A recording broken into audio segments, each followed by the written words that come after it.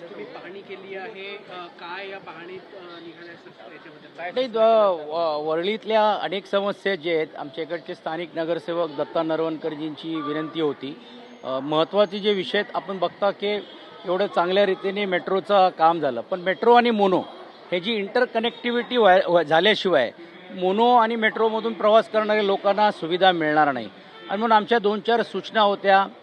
त्या सूचनेचं पालन करत असताना MMRDAचे कमिशनर गेल्यावेळी माझ्याकडे आले होते. मी त्यांच्याशी चर्चा केली होती. त्याचा एक भाग म्हणून आजची ही पाणी आपण करण्याचं काम करतो. आणि म्हणून आपण जिकडे आता उभे आहोत या स्टेशनच्या मागे एक स्टेशन जे आहेत त्यात MMRCच्या माध्यमातून चांगल्या रीतीने पुढाकार घेऊन महानगरपालिकेच्या फंडातून जसं मोनो आणि मेट्रो आपण एकत्र करायला पाहिजे, तसं या इकडचा येणारा जो प्रवासी आहे त्याला कोस्टल रोडमध्ये पण जर उद्या जायचं असेल तर त्यांच्यासाठी पण वॉकवे करण्याचा नवीन काम करण्याचा प्रस्तावित महानगरपालिकेने केलेलं आहे. आणि मग त्याची पाणी पण देखील करण्यासाठी आम्ही आज आलो होतो. मेट्रोचे चांगली कामं झालेली आहेत, पण मेट्रोच्या काही जमिनी जे महानगरपालिकेला त्यांनी हँडओव्हर केले पाहिजे ते अजूनपर्यंत दिले जात नाही. तर त्याचेही देखील पाणी करत असताना त्यांचाही देखील विषय घेतलेले आहेत. जे रोड्स काही चांगले लोकांना चालणारे फुटपाथ असले पाहिजे.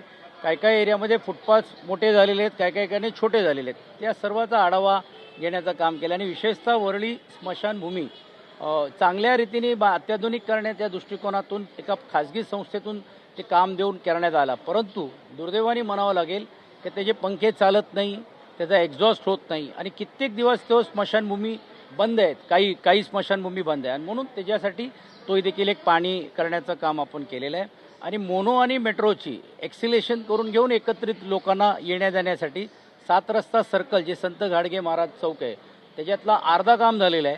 आता पूर्ण एवढे कोटी रुपये दिले गेले आहेत, परंतु तोच मेट्रोचं आणि मोनो अजून जॉईन झालेलं नाही आहे. म्हणजे लोकांना मोनोतून उतरून परत खाली 7 रस्त्यावर उतरायचं आणि परत चालत मेट्रोला जायचं, हे काही योग्य नाही आहे. म्हणून त्याही सूचना आज आपण दिलेल्या आहेत. माननीय आयुक्त भिडे मॅडमशी मी स्वतः चर्चा करून त्याच्यातली निधी देण्याचं काम केलेलं आहे. गेल्या आठवड्यामध्येच रिलायन्सच्या माध्यमातून पण कोस्टलचा सुशोभीकरण करण्याचं काम चालू झालेलं आहे. ती माहिती पण सर्वसामान्य लोकांना मिळावी या दृष्टिकोनातून पण देखील कोस्टलच्या अधिकाऱ्यांना पण आज बोलवण्याचं काम केलं गेलं होतं.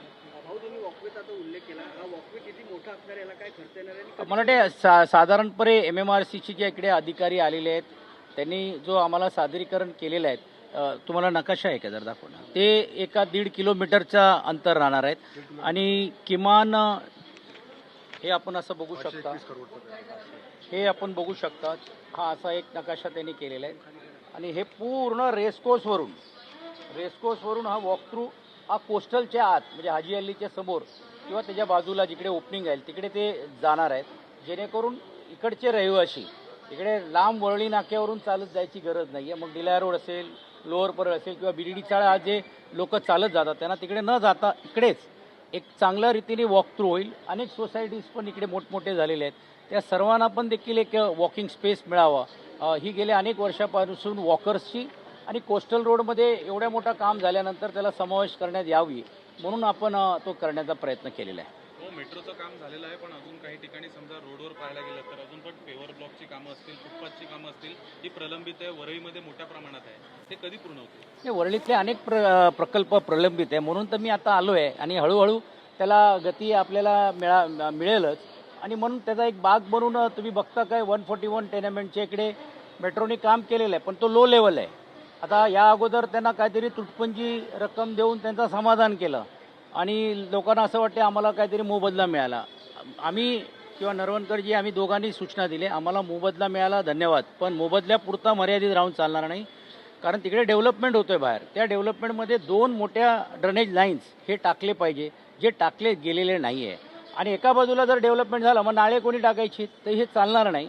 म्हणून आज वॉर्ड ऑफिसरना पण असिस्टंट कमिशनर जे G-Southचे आहेत त्यांना मॅडमला पण बोलवलं होतं. MMRDAची पण लोक इकडे आहेत, MRCची पण लोक इकडे आणि मेट्रोच्या सर्व अधिकाऱ्यांबरोबर कोऑर्डिनेशन करून लगेच ह्याला गती द्यायला पाहिजे म्हणून अशा सूचना आपण देण्याचं काम केलेलं आहे. तुम्ही काम करताय पण स्थानिक आमदार जे आहेत ते या सर्व कामांच्या याच्यात कुठे दिसून नाही येत आहे. तर लोक आता प्रश्न विचारतात की आमचा आमदार कुठे, असे प्रतिक्रिया इकडे वरईमध्ये दिसत. मला वाटते मी त्याच्याबद्दल अजून जास्त प्रतिक्रिया देणं उचित नाही. मला असं वाटते प्रत्येकजण आपापल्या पद्धतीने काम करतात. काही फील्डवरती करतात, काही वर्क टू होम करतात, काही फिजिकली जाऊन अधिकाऱ्यांना पण देखील भेटतात. परवाच्या दिवशी पण ज्यावेळी प्रशासनाच्या विरुद्ध असा एक मोर्चा काढण्यात आला, मी त्यावेळी एवढंच म्हटलं, जसं ते आम्हाला आमच्या नगरसेवकांना पण लागू आहे की मोठ्या प्रमाणावरती कचरा साफ करण्याची ही जबाबदारी ही प्रशासनाची आहे. कालच परवा मी DMC डिगावकर साहेबांना बोलून घेतलं. एक ट्रान्झिट पिरियड आहे, कारण पहिलं काय होतं की हे कचरा कॉन्ट्रॅक्ट पद्धतीने BMCने अधिकारी ठेवले होते, कर्मचारी, त्यांना दिलं जायचं आणि जे ट्रक उचलणारी लोक आहेत ते वेगळं. आता त्यांनी नवीन धोरण केलेलं आहे की ज्यांचा ट्रक जे उचलणार आहे त्यामध्ये त्यांचेच कर्मचारी असले पाहिजे. पण ते कर्मचारी देत असताना मी सूचना केलीत की हे जे स्थानिक इकडचे जे लोक आहेत त्यांना जे बेरोजगार झालेले आहेत त्यांनाही त्याच्यामध्ये प्राधान्य द्यायला पाहिजे.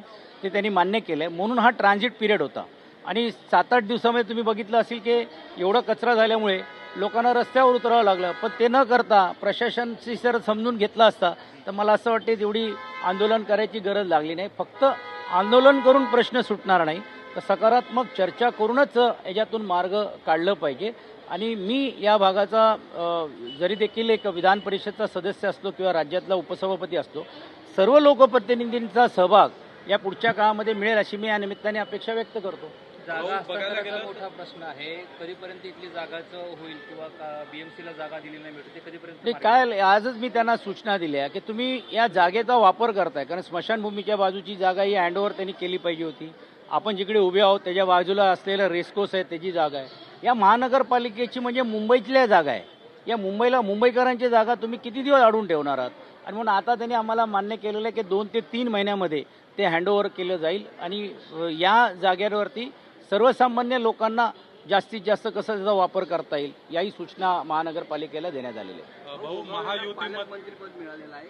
खूप दिवसापासूनची मागणी होती. गेल्या अनेक दिवसापासून आमचे भरत शेठ हे आस लावून ठेवलं होतं आणि आज मला असं वाटते खऱ्या अर्थाने एका काम करणाऱ्या कार्यकर्त्याला न्याय मिळालेला. आणि मी कालच शिर्डीला जाऊन आलो आणि मी तिकडे सांगितलं की श्रद्धा आणि सबुरी म्हणून मी या पदावर आलो. तसं त्यांनी श्रद्धा ठेवली एकनाथ शिंदेजींवरती आणि सबुरी ठेवल्यामुळे त्यांना हे पालकमंत्री पद मिळालेलं आहे. मला नक्की खात्री आहे, कारण मी रायगडचा पालकमंत्री राहिलेलो आहे. खूप मोठ्या प्रमाणावरती काम करण्याची संधी आहे. मी त्यांना मनापासून शुभेच्छा देतो. चांगलं काम त्यांनी त्यांच्या हातातून हो अशी मी अपेक्षा व्यक्त करतो. एक शेवटचा प्रश्न, तातडीची बैठक शिवसेनेतील मुंबईच्या पदाधिकाऱ्यांची, आमदारांची, खासदारांची, आजी माजी आमदार खासदारांची बोलली आहे. नेमकं काय आहे हे बैठकीचं कारण? काही फेरबदल होत आहेत शिवसेना मुंबईमध्ये? नाही, असं नाही. सर्वांची सामूहिक जबाबदारी आणि म्हणून जे मुंबईला प्रतिनिधित्व करतायत, मुंबईमध्ये जे काम करणारे जे सर्व लोकप्रतिनिधी आहेत, त्यात मी असेल, मिलिंद देवराजी असतील, राहुल शेवाळजी असतील किंवा नगरसेवक सर्व असतील, तर या सर्वांचा समावेश करून मुंबईमध्ये आमचं प्रेझेन्स कसं दिसेल ही पण जबाबदारी आमची आहे ना. आणि आज आम्ही सरकारमध्ये आहोत. योगायोगाने नगरविकास सारखा मोठा खाता आमच्याकडे, गृहनिर्माण खाता आमच्याकडे, आणि कामं या मुंबईकरांच्या करण्यामध्ये आम्ही पुढे येतोय. पण अशावेळी पक्षाचा चेहरा कुठेतरी समोर यायला पाहिजे. या भावनेतूनच, भूमिकेतून ही तातडीची संघटनात्मक बैठक लावलेली आहे. आणि आज 6 वाजता श्रीकांत एकनाथ शिंदेसाहेब थोड्या वेळ थांबून मग श्रीकांत आणि आम्ही सर्वजण एकत्र बसून ती बैठक आम्ही करण्याचं काम करणार आहोत. आज आपने विभिन्न कामों का दौरा किया है, विभिन्न काम जो है वो नागरिकों के लिए ओपन किए जाने वाले, क्या कुछ इस दौरे का निष्कर्ष जो है वो निकला है और आने वाले दिनों में क्या कुछ नागरिक जो है? बहुत बड़े पैमाने के ऊपर वर्ली जैसे इलाके में काम जो प्रलंबित है उसको गति देनी चाहिए. और हमारे यहाँ के स्थानिक नगर सेवक जी ने विनती की थी कि ये सब विषयों को ले, उसका एक भाग बोलकर आज मेट्रो स्टेशन के जहाँ हम खड़े, लोगों की एक बहुत सालों से डिमांड थी कि एक वॉक थ्रू होना चाहिए था. और MRSC से के डिपार्टमेंट के माध्यम से 1.5 किलोमीटर का अंदर से एक वॉकवे हम doctor E Moses road, doctor Annie Besant road, उसको पार करते हुए रेसकोर्स के अंदर से जाकर वहाँ पे कोस्टल में वो ओपनिंग करने का काम हो रहा है. और मुझे लगता है वर्लीकरों के लिए बहुत खुशखबरी है कि कोस्टल में जाना बहुत आसान हो जाएगा. और उसका एक भाग आज उसकी पानी करने का काम किया है और जल्दी उसका काम शुरू होगा. साथ ही साथ में ये आपने देखा होगा कि जब ये काम हो रहा है तो और भी मेट्रो के काम है जो हैंडओवर ज़मीन की करनी थी वो अब तक नहीं हुई. उसकी नाराज़गी हम लोग ने व्यक्त की कि भाई इतने दिन आप उसने इसका वापर किया है अब ये ज़मीनें वापस दीजिए, मेट्रो शुरू हो गई, शुरू होके इतने दिन हो गए, फिर ये ज़मीनें महानगर पालिका को क्यों नहीं दी जा रही? और महानगर पालिका को देंगे नहीं तो लोगों का उसमें कंट्रीब्यूट नहीं होगा, इसलिए वो भी एक आज मसला लिया।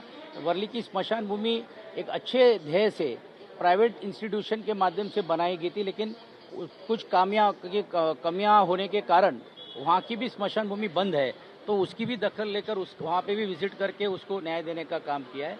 साथ ही साथ में लो लेवल जो एरिया है वहाँ पे कुछ पैसे दिए गए, लेकिन नाले जो बनने चाहिए थे मेट्रो के माध्यम से और MMRD की तरफ से वो बने नहीं थे, उसको भी आज ताकीद देकर बनाने का काम किया जा रहा है। सर काफ़ी दिनों से जो है रायगढ़ का इशू जो पालक मंत्री का वो पेंडिंग था, आज भरत गोगावले को पालक मंत्री बनाया गया है। सर किस तरह देखिए? मुझे बहुत खुशी की बात है कि एक अच्छा उम्दा नेता, उनको आज एक बहुत बड़ी जवाबदारी जो बहुत दिनों से जो प्रलंबित थी, और मुझे ऐसा लगता है कि भरत शेठ गोगावले जी भी साईं भक्त है, जैसे मैं साईं भक्त हूँ, तो उन्होंने भी श्रद्धा रखी, सबूरी रखी और उसका फल आज उनको पालक मंत्री पद बोलकर मिल रहा है। मैं भी खुद पालक मंत्री रहा हूँ रायगढ़ का, मुझे पता है बहुत अच्छा काम करने का स्कोप है और मुझे यकीन है कि भरत गोगावले जी उस पद को न्याय देंगे और उस पूरे विभाग और जिले का विकास करेंगे। सर आज अमित शाह जी की तरफ से एक स्टेटमेंट दिया गया है क्योंकि जिस तरीके से सोनिया गांधी ने वंदे मातरम का अपमान करते हुए वहाँ पर कहा कि उन्हें माफ़ी मांगनी चाहिए, किस तरह देखेंगे सर? मैंने उसकी मेरे पास जानकारी नहीं है, लेकिन जहाँ तक जब मैंने जो वीडियोस देखा, दुख की बात ये लगती है कि जब हम देश के एक नागरिक बोलकर जब हम लोग काम करते हैं तो जो भी इस यहाँ की घटना है और घटना का अगर हम सम्मान करते हैं तो जो भी कायदा और नियम निकष कोई भी सरकार बनाती है तो उसका पालन एक सामान्य व्यक्ति से लेकर कितना भी उच्च स्तरीय व्यक्ति ने करना चाहिए, ऐसी अपेक्षा है। पृथ्वीराज चौहान ने एक स्टेटमेंट दिया था कि गोपीनाथ मुंडे जो है पहले कांग्रेस में आना चाहते थे, उसी के बाद जो हुसैन दलवाई ने भी एक स्टेटमेंट दिया हुआ है, उनका ऐसा कहना है कि एकनाथ शिंदे भी कांग्रेस में आना चाहते हैं, किस तरह देखेंगे सर? ये क्या है, ये सब जो गड़े हुए जो मुर्दे निकाल कर सिर्फ TRP बढ़ाने का काम किया जा रहा है। आज इतने बड़े वरिष्ठ नेता गोपीनाथ मुंडे जी की एक अलग छवि रही है, एक समाज में उनका जो कार्य और काम है, मेरा ऐसा मानना है कि उनका अपमान करने का काम किया जा रहा है। और आज क्यों बोलने की जरूरत लगी? आप मुख्यमंत्री थे ना, तभी क्यों नहीं आपने बोला, क्यों नहीं किया करके? अब जाकर एक नेता जिसको कोई पर्याय नहीं है तो उस नेतृत्व के और विशेष तौर के पर उनकी आगे आने वाली पीढ़ी के मन में एक शंका लोगों में क्रिएट करने का काम हो रहा है, इसमें कोई अर्थ नहीं है। सर एकनाथ शिंदे जी के बारे में एकनाथ शिंदे जी का भी नाम लिया गया है, वो भी कांग्रेस में जा रहे थे। अभी पृथ्वीराज चौहान जी कहाँ जा रहे थे, क्या जा रहे थे, मुझे मालूम नहीं है और मैं उस पर जाना बात नहीं करना चाहता हूँ क्योंकि मैंने उनके साथ काम किया है। लेकिन ऐसी बातें करके सिर्फ हवा निर्माण करने का कोशिश किया जाता है, इसको ज़्यादा महत्व देने की जरूरत नहीं है। राहुल गांधी विद्यार्थियों के साथ संवाद करने वाले महाराष्ट्र में राहुल अच्छी बात है, अच्छी बात है। सिर्फ एक ही बार नहीं करे, वो बार बार आए और जैसे राहुल गांधी कर रहे हैं वैसे राज्य के नेताओं ने भी संवाद करना चाहिए, सभी से करना चाहिए, विद्यार्थियों से भी करना चाहिए और मतदारों से भी करना चाहिए। धन्यवाद।